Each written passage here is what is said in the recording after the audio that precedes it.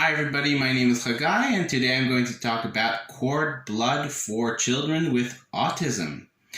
My son just participated in the clinical trial in Israel where they're going to test what the effect of cord blood are on children with autism or CP, and my son is autistic, so hopefully this will help him improve his communication skills.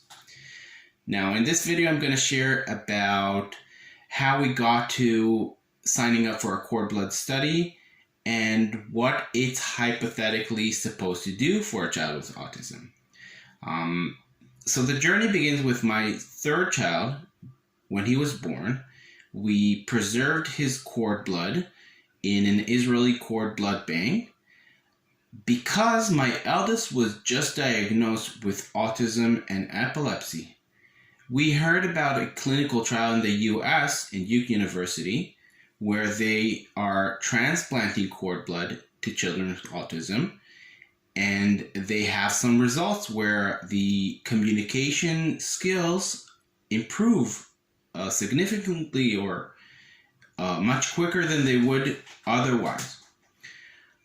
Now, we tried to sign up my son with my eldest with his brother's cord blood for the Duke University clinical trial, but unfortunately they take a very long time and the cord blood unit that we had wasn't very large, so it wouldn't work for him. He did, however, get stem cells in Russia, which was awesome results. He has not been having seizures for 2 years and his communication skills are very good.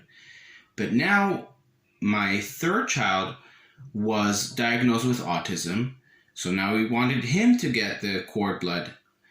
But we found out that there's a doctor in Israel which is dealing with cord blood, and we went and we talked to him, and this wasn't exactly the direction he was going into, but with a group of parents, we managed to ask him to open a clinical trial which is going to test autism as well.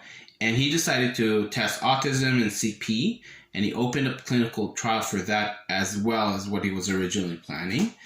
We even participated in the fundraiser to help make sure this trial was going to open, and it took nearly 4 years, but eventually it did open. And as soon as it did, we signed up for it. And last March, we actually finished our second stage of the participation in the clinical trial. Now, this is a double-blind clinical trial, which means my son gets the cord blood and a placebo, and we don't know which one he's getting first and which is second. And this is to make sure that the research has a control group, so it's done as a proper research. We're still committed to the research, so we can't say if we see results yet or if we saw them on the first section of the trial that he did in August. But we will I will share this information in about 6 months when we're done. Now I'm going to explain a little bit about what cord blood is hypothetically supposed to do. Okay, so hypothetically, there are the stem cells in the cord blood, or the lymphocytes, or whatever is in the cord blood, is supposed to help the immune system improve its activity. Some of the cells can go around the body and circulate in the blood and help cells repair themselves, or they might duplicate into cells which are missing. There's a lot of missing information on what exactly happens when you get cord blood, but there are these different types of cells in the cord blood, and what you might be getting is an improvement for the digestive system, and this could help nutrients get absorbed better so the brain gets better nutrition.